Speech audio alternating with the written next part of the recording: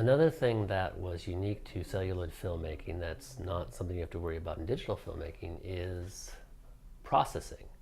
You had to send your footage off to a lab to be developed before you could see it.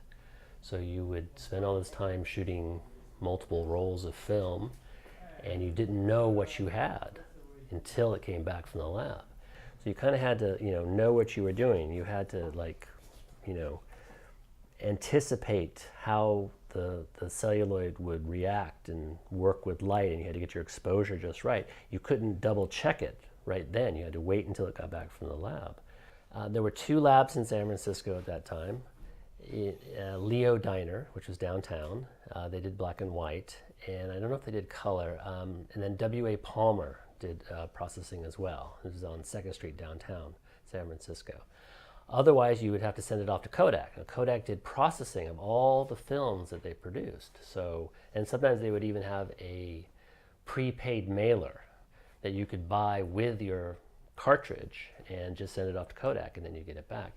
So it was very exciting when you got it back in the mail or you picked it up from the lab, as you'd actually see what you got. It was a kind of a little anticipation. Next up is the second film from the second semester of City College. This is the spring of 1984.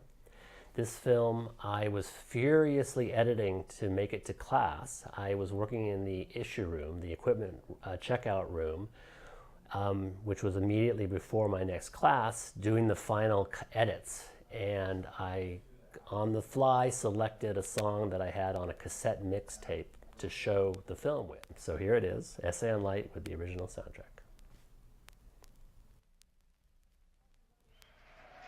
Thank you very much. It's number 9 called Smokestack Like Me.